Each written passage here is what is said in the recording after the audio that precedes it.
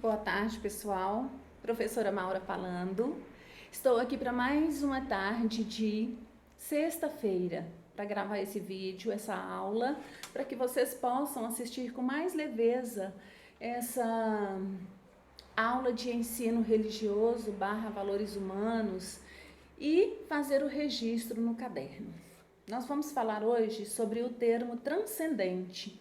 O que significa transcendência? O que é o termo transcendente? O termo transcendente ele pode ter diferentes significados, como a superação de algo, superação de limites. Por exemplo, um atleta que bateu um recorde olímpico, superando uma marca jamais atingida por outro ser humano.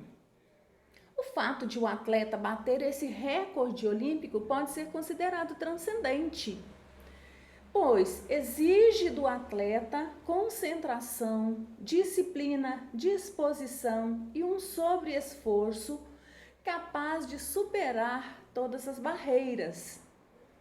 barreiras do limite humano. Por outro lado, a qualidade de ser transcendente é a única exclusivamente pertencente a Deus, que é o ser por excelência. Ou seja, Deus está acima de qualquer outro ser. Isso nós não temos dúvida, não é mesmo? E não possui limites e nem barreira alguma.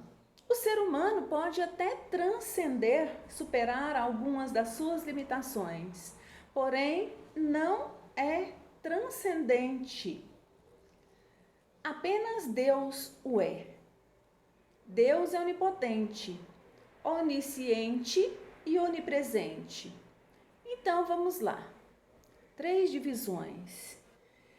Deus é onipotente. Por que ele é onipotente? Porque ele é todo-poderoso, é a energia criadora, ordenadora, mantenedora de todas as coisas criadas neste mundo.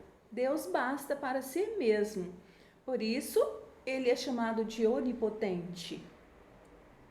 Deus é onisciente. Vamos ver o termo onisciente, porque ele é perfeito. Deus sabe de tudo, inclusive o que passa na consciência de qualquer ser racional. Ele sabe de tudo o que se passa na nossa consciência. E depois nós temos o ser onipresente. Vamos ver o que significa? Ou seja, se ele é onipresente, é porque ele está presente em todos os lugares ao mesmo tempo. Em outras palavras, Deus está em tudo, mas nem tudo está em Deus. Então, gente, isso aqui é muito forte. São 3 palavrinhas: onipotente, onisciente e onipresente, que cada uma dessas palavras tem o seu significado importantíssimo. Então, leia com bastante atenção o texto, com bastante carinho, releia novamente. Vou deixar também um vídeo para que vocês possam assistir, para entender um pouquinho melhor o que é o transcendente, o que é o onisciente, o onipresente e o onipotente.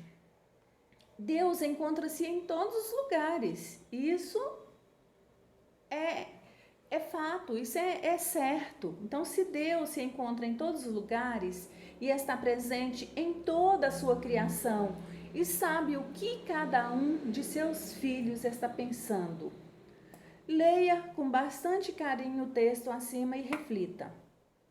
Eu vou ler as questões e em seguida eu farei uma correção que postarei logo mais. O que significa afirmar que Deus é um ser ilimitado? O que você entendeu por Deus está em tudo, mas nem tudo é Deus? Você conhece algum fato concreto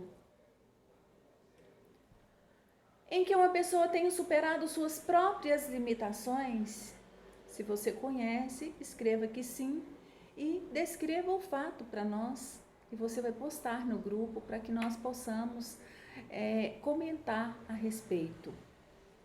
Pense nessas questões em que nós estamos estudando, essas questões propostas aqui, e verifique se há algum caso que você tenha conhecimento de alguém que já tenha superado limitação da sua fé.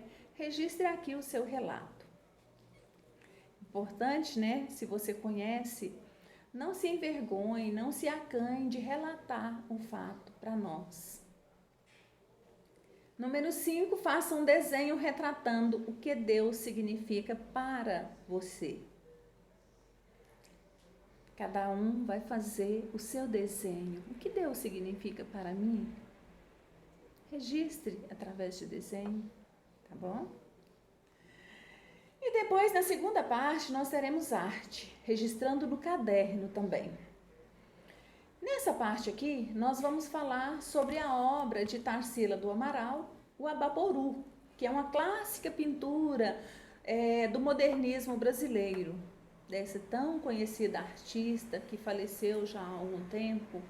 A tela foi pintada a óleo em 1928, para ser oferecida ao seu então marido, o escritor Oswaldo de Andrade. Na pintura vemos um homem com grandes pés e mãos, e ainda o sol e um cacto. Estes elementos podem representar o trabalho físico, que era o ofício da maior parte da população brasileira naquele período. Período tão difícil, tão crítico, né?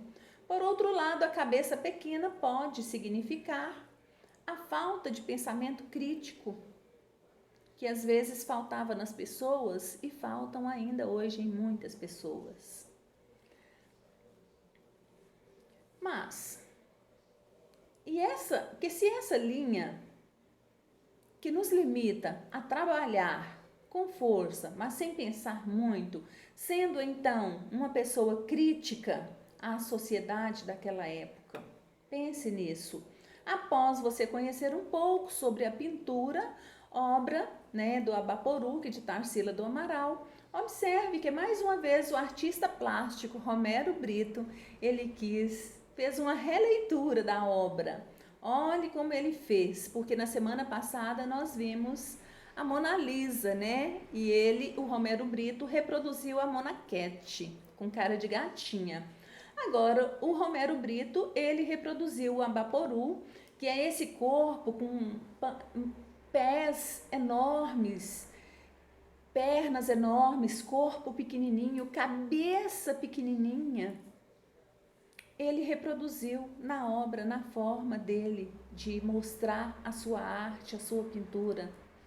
Então, qual quadro você mais gostou? O que você viu de diferente nos dois quadros? Quais os tipos de traços Romero Brito utiliza na sua obra? Agora você é o autor. Faça a sua pintura da sua forma. A Tarsila do Amaral fez a obra dela de uma forma. Veio o autor renomado Romero Brito e reproduziu da forma dele. Você é o artista, reproduza da sua forma. Vamos ver. E poste no grupo para que nós possamos apreciar, tá bom?